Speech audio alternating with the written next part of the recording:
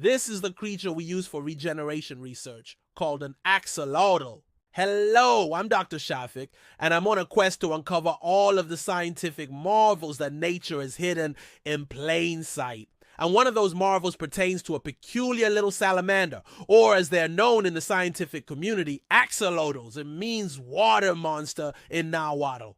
And of course, as a certified biology nerd, I've done my fair bit of research on these fascinating creatures, all right? Just off the top of my head, I've studied their regenerative abilities, their neoteny, and I think from that I've developed quite a passion for these aquatic oddities. So I know what I'm talking about. But when it comes to axolotls and science, whether you're just looking for a quick biology lesson or something more in depth, it is worth learning that these creatures aren't just cute faces with frilly gills. And so without further ado, let's metaphorically dive into the waters of Lake Xochimilco as I uncover the history of axolotls in scientific research. When I first encountered axolotls in a lab setting, the thing that struck me most was their incredible ability to regenerate. Lawrence, what do you mean by that? Well, here's how axolotl regeneration works. We'll get into the specifics later. But in simple terms, if an axolotl loses a limb, it can grow it back. Not just a little nub, mind you, but a fully functional limb with bones, muscles, nerves, the whole shebang. It's like they're the Wolverines of the amphibian world, minus the adamantium claws and bad attitude. In the scientific community, I don't know why my hand is still up there. In the scientific community, it's a little bit different because that same regenerative ability that makes axolotls so fascinating is also what makes them invaluable to research. So the study of axolotl regeneration is usually denoted in scientific papers by terms like epimorphic regeneration or blastema formation. And then there's dedifferentiation and then redifferentiation. And then I'm a little bit hazy after that. And then you get to your conclusion. And this is where those pan-scientific differences really take shape, or should I say size, because there's one key rule on the whole. Axolotls tend to be smaller than their terrestrial salamander counterparts. And the reason for this, as we all know, is that axolotls exhibit neoteny, but it's also because they retain their larval features throughout adulthood. And so they just sort of stay small, in fact, adorably.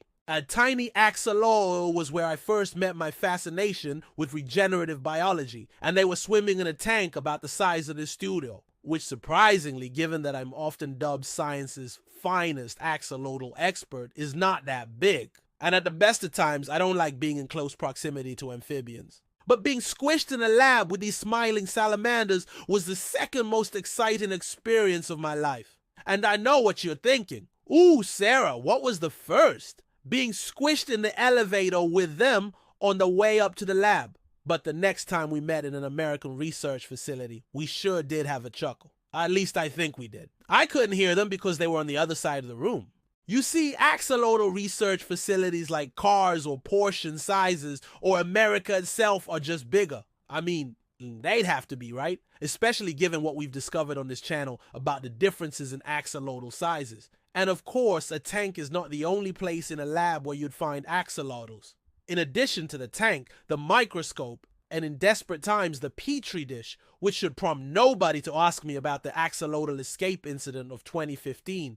There is also the gene sequencing machine. And I know what you're thinking. Yes, Sarah, the axolotl genome has been fully sequenced. Well, firstly, that's not always been true. And secondly, that's not where I was going with this. I was actually going to mention the genome size because while in many animals the genome is relatively compact, this is often not the case with axolotls. To go from sequencing a human genome to an axolotl genome, you often have to kind of step up because the axolotl genome is about 10 times larger than the human genome. There's one thing to remember this. Getting in, but getting out when your data is wet and soapy, it could lead to an unintentionally hilarious TikTok video. In fact, I do have footage, but I can't show it on here because I get hundreds of complaints and an equal number of research proposals. So just take my word for it. Axolotls are of course found in many places and through much of our scientific lives, but never more do I need them than when I'm in a regeneration study. So because of this,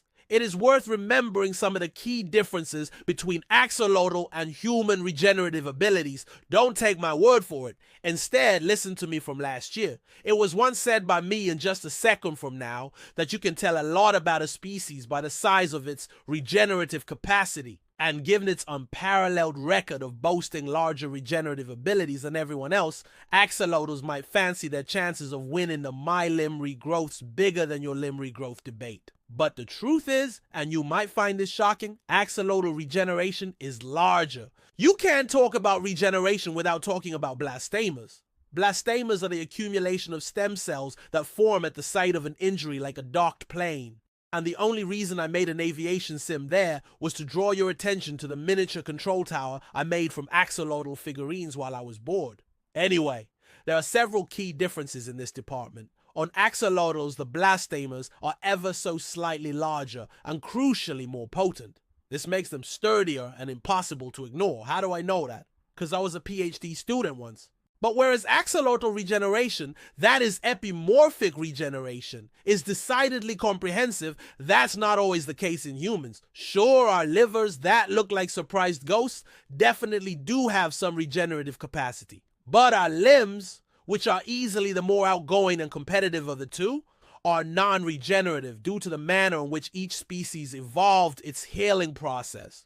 There's also a difference in how they respond to injury. In axolotls, the response is rapid and efficient, thus making it harder to permanently maim them by pulling off a limb, and the slow scarring response of human healing means that you can do this in theory, but it's not recommended. One of the biggest concerns for scientists studying axolotls, aside from being forced to eat algae pellets, is the great axolotl-human regenerative divide. In axolotls, regeneration is categorized as complete while it's generally partial in humans. Moreover, axolotl regeneration operates on a cellular level and humans on a tissue level. What does all of this mean? Well, let's just say that you want to use your human healing abilities like an axolotl, but it doesn't run on the same cellular mechanisms or is not compatible with complete regeneration. In that instance, you'll need to run to the gene therapy station to pick up some stem cell treatments. A stem cell treatment will convert your healing process from scarring to regeneration. In the event that your stem cell treatment doesn't come with a gene editing adapter, be sure to also pick up one of these. This CRISPR kit is magic. It allows you to turn your human genes into axolotl-like regenerative genes. For axolotls visiting the human world, the same applies, but in reverse. A step-down regenerative converter or transformer might also be needed to safely use human-like healing in the axolotl world. Both are widely available for humans and axolotls on Amazon. I'd say the most obvious difference between axolotls and humans is the ability to breathe underwater. When I first studied axolotls, I couldn't believe how cool it was. And not in a Morgan Freeman type way. I mean, this was an amphibian. I just mean it could breathe underwater. But in humans, you don't usually have that problem. And or luxury because a significant amount of human lungs are either not gilled or not gilled well. This is a particular problem when you're squished in a lab with your future research subjects. As with many areas of life, axolotls are their own subgenre of scientific versus layman word differences. Take, for instance, the name that we assign to that helpful little structure that helps axolotls breathe underwater. In science and much of the rest of the world, this structure is known as external gills. This is the word we use for what laymen might call frilly head thingies or weird ear-like structures. Also, whether it's situated on the head or the neck, scientists and laymen also can't agree on what you call that area of the axolotl that you see first. Upon seeing an axolotl, we usually opt for the word gills. Please note that laymen, just like patrons on my most recent secret stream, are divided on whether this should be pronounced gills or gills. Either way, laymen will often call this area the frilly bits. More often than not, scientists will call an axolotl a neotenic salamander. Laymen will call a neotenic salamander an axolotl, while laymen have about 100 words for an axolotl.